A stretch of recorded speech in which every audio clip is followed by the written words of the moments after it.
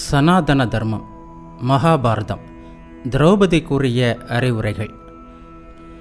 இந்த உலகில் உணர்வுள்ள எவ்வுயிரும் எப்படி செயல்படும் என்று நான் சொல்வதை கவனமாக கேளும். அசையாத உயிரினங்களை தவிர்த்து வேறு எந்த உயிரினமும் செயல்படாமல் இருக்காது. ஒரு கன்றுக்குட்டி தான் பிறந்தவுடனேயே தாயின் மடியை அடைந்து பால் குடிக்கிறது. தங்கள் சிலைகளை வைத்து மந்திரங்கள் ஓதப்படுவதன் விளைவாக மனிதர்கள் வலியை உணர்கிறார்கள். ஆகையால் முன் ஜென்மங்களில் தாங்கள் செய்த செயல்களின் அடிப்படையிலேயே உயிரினங்கள் தங்கள் குணங்களை அடைகின்றன. அசையும் உயிரினங்களில் மனிதன் மட்டும் தனது செயல்கள் மூலம் இவ்வுலக வாழ்க்கை மற்றும் மறு உலக வாழ்க்கையை நிர்ணயிப்பதால் விசேஷமானவனாக இருக்கிறான். முந்தைய ஜென்ம வாழ்க்கையின் தாக்கத்தால் அனைத்து உயிர்களும் தங்கள் செயல்களின் பலன்களை இவ்வுலகில் அனுபவிப்பது தெரிகிறது. உண்மையில் அனைத்து உயிரினங்களும் முந்தைய ஜென்ம வாழ்வின் தாக்கத்தோடேயே வாழ்கின்றன. யாரும் சொல்லிக் கொடுக்காமலேயே நீரில் வாழும் கொக்கை போல பிரம்மாவும் அண்ட ஆணையாளரும் தங்கள் வேலையை செய்கிறார்கள். செயல்படாத உயிரினங்களின் வாழ்வு சாத்தியமற்றதாகிவிடுகிறது. ஆகையால் எந்த உயிரினமாக இருந்தாலும் செயலற்ற தன்மையுடன் அல்லாமல் செயல்பாட்டோடே இருக்க வேண்டும். கவசம் தரிப்பது போல செயலால் உம்மை காத்து கொள்ளும். செயல்கள் அல்லது வேலையின் பயன்பாட்டை உண்மையில் அறிந்தவன் 1000-ல் ஒருவனாக இருக்கலாம், அல்லது அதுவும் இல்லாமல் இருக்கலாம்.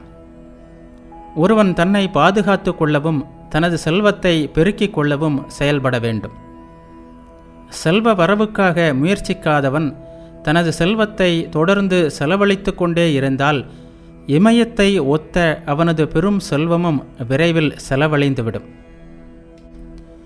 செயல் இல்லை என்றால் இந்த உலகத்தில் உள்ள அனைத்து உயிரினங்களும் அழிந்து போகும். செயல்கள் பலன் கொடுக்கவில்லை என்றால் உயிரினங்கள் பெருகி இருக்காது. சில நேரங்களில் உயிரினங்கள் பயனற்ற செயல்களை செய்வதை நாம் காண்கிறோம்.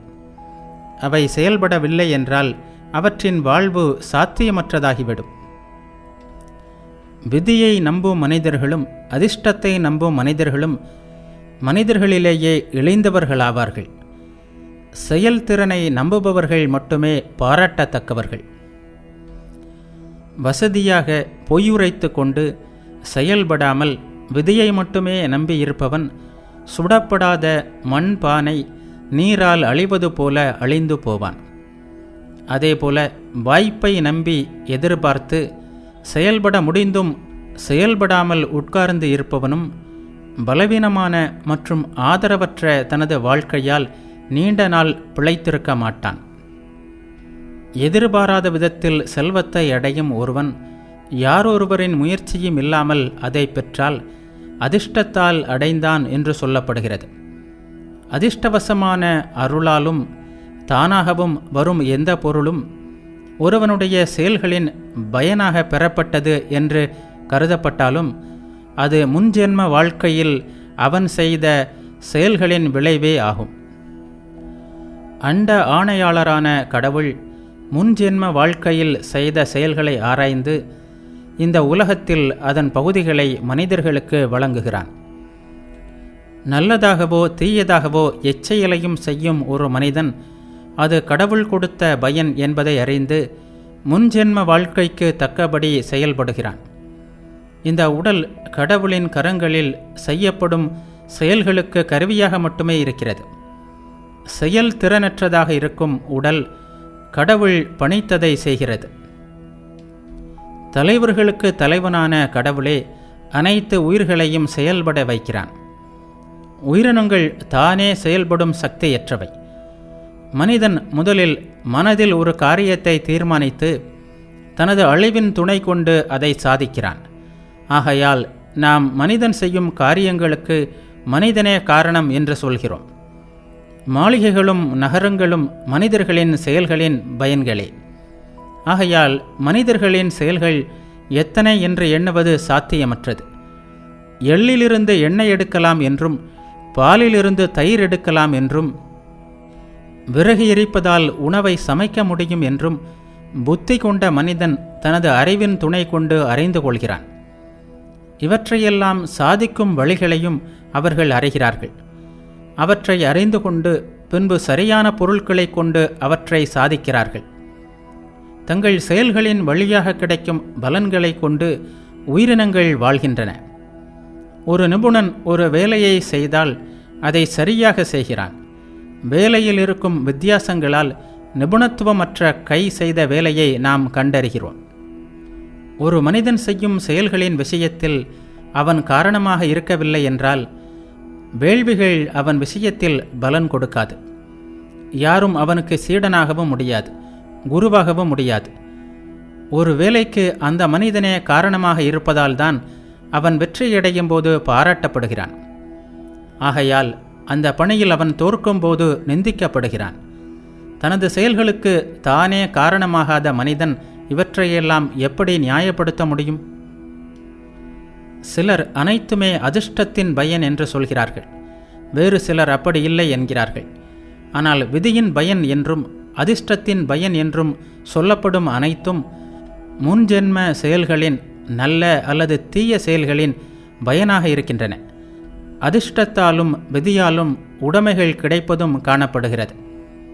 சில விதியாலும் சில அதிர்ஷ்டத்தாலும் சில முயற்சியாலும் பெறப்படுகின்றன.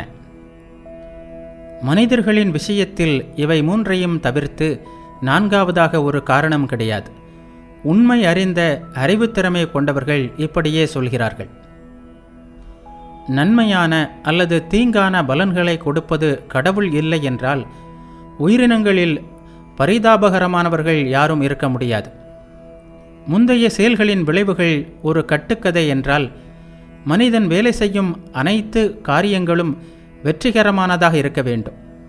ஆகையால் இவ்வுலகத்தில் 3 மட்டுமே, விதி, அதிர்ஷ்டம், முயற்சி, இந்த 3 மட்டுமே வெற்றி மற்றும் தோல்விகளின் கதவுகள் என்று கருதுபவர்கள் உடலைப் போலவே மந்தமாக செயலற்று இருப்பார்கள்.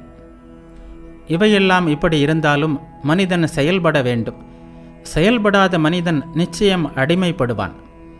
இவ்வுலகில் செயல்படும் மனிதன் பொதுவாக வெற்றியையே சந்திக்கிறான்.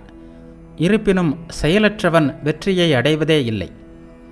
வெற்றி சாத்தியமில்லாத போது வெற்றியின் பாதையில் இருக்கும் தடைகளை விலக்க ஒருவன் முயற்சிக்க வேண்டும். கடுமையாக உழைக்கும் மனிதனின் கடன்கள் கடவுளுக்குப்பட்ட கடன்கள் அவன் வெற்றி அடைந்தாலும் அடையாவிட்டாலும் ரத்து செய்யப்படுகின்றன. செயலற்று நீண்டு கிடப்பவன் துரதிர்ஷ்டத்தில் மூழ்குகிறான். துடிப்புடனும் நிபுணத்துவத்துடனும் இருப்பவன் நிச்சயம் வெற்றியை அறுவடை செய்து செழிப்பையும் இன்பத்தையும் அடைவான். தன்னம்பிக்கையுடன் செயல்களில் ஈடுபடும் புத்திசாலி மனிதர்கள் வித்தியாசமாக இருப்பவர்களை சந்தேகம் உள்ளவர்களாகவும் வெற்றியடையாதவர்களாகவும் கருதுகிறார்கள். எனினும் நம்பிக்கை நிறைந்தவர்களை வெற்றியாளர்களாகவே அவர்கள் கருதுகிறார்கள். முயற்சி செய்தால் அந்த முயற்சிக்கு பலன் கிடைக்கும் என்பதை அறிந்து கொள்ளலாம். உழவன் கலப்பையை கொண்டு நிலத்தை உழுது விதைகளை தூவுகிறான். பிறகு பயிரை விளைவிக்க மேகமே காரணம் என்று அமைதியாக அமர்கிறான். மேகங்கள் அவனுக்கு சாதகமாக மழை பெய்யவில்லை என்றாலும் அந்த உழவன் பழியிலிருந்து விடுவிக்கப்படுகிறான். அவன் தனக்குள்ளேயே மற்றவர்கள் செய்ததைத்தான் நானும் செய்தேன், இருந்தபோதிலும் தோல்வியை சந்தித்தேன், என்னை எந்த பழியும் சாராது என்று நினைத்து கொண்டு தன்னை கட்டுப்படுத்தி கொண்டு தன்னைத்தானே நிந்தித்து கொள்ளாமல் இருப்பான். ஒரு நம்பிக்கையின்மையுடன் நான் செயல்படுகிறேன், ஆனாலும் வெற்றி எனதாகவில்லையே என்று கருதக்கூடாது. ஏனென்றால் முயற்சியை தவிர்த்து வெற்றிக்கான இன்னும் 2 காரணங்கள் இருக்கின்றன. வெற்றியோ தோல்வியோ நம்பிக்கையின்மை கூடாது. ஏனென்றால் செயல்களின் வெற்றி சேர்க்கை மற்றும் பல சூழ்நிலைகளை பொறுத்ததாகும். ஒரு முக்கியமான பொருள் தேவை என்றால் வெற்றி அதற்கு ஈடானதாகாது அல்லது வெற்றி கிடைக்காது. இருப்பினும் முயற்சி இல்லை என்றால் வெற்றி கிட்டவே கிட்டாது. முயற்சி இல்லாது வேறு எது இருந்தாலும் அது பாராட்டத்தக்கது அல்ல. புத்திசாலிகள் செழிப்பை அடைய இடம், நேரம், வழி, அதிர்ஷ்ட சடங்குகள் ஆகியவற்றை சரியாக செய்து தங்கள் புத்தியின் துணையுடன் தங்கள் முழு பலத்தையும் பயன்படுத்துவார்கள். கவனத்துடனும் விழிப்புடனும் வீரத்தை தலைமை வழிகாட்டியாக கொண்டு வேலையை செய்ய வேண்டும். ஒரு வேலையின் வெற்றிக்கு தேவையான குணங்களின் சேர்க்கையில் வீரமே முக்கியமானதாகும். எதிரி தன்னை விட பல குணங்களில் மேன்மையாக இருப்பதை காணும் புத்திசாலி மனிதன் சமரச கலைகளையும் சரியான சாதனங்களையும் பயன்படுத்தி தனது காரியங்களை நிறைவேற்றுவதற்கு வழி தேட முயற்சிக்க வேண்டும். அவன் தனது எதிரிக்கு தீமையையும் எதிரியை அகற்றுதலையும் விரும்ப வேண்டும். மரணத்திற்குரிய மனிதர்களை பற்றி இல்லாமல் அவனது எதிரி கடல் மலைகளாக இருந்தாலும் கூட அவனது நோக்கங்கள் இவ்வாறே வழிநடத்தப்பட வேண்டும். ஒரு மனிதன் தனது எதிரிகளிடம் இருக்கும் ஓட்டைகளை தேடுவதன் மூலம் தனது மற்றும் தனது நண்பர்களின் கடனை தீர்க்கிறான். எந்த மனிதனும் தன்னைத்தானே இழிவுபடுத்திக் கொள்ளக்கூடாது. தன்னைத்தானே இழிவுபடுத்திக் கொள்பவன் உயர்ந்த செழிப்பை அடையவே மாட்டான். இதுபோன்ற சூழ்நிலைகளில் இந்த உலகத்தில் வெற்றி என்பது அடையக்கூடியதே. உண்மையில் இவ்வுலகத்தில் வெற்றி என்பது நேரம் மற்றும் சூழ்நிலைகளுக்கு ஏற்ப கிடைக்கிறது.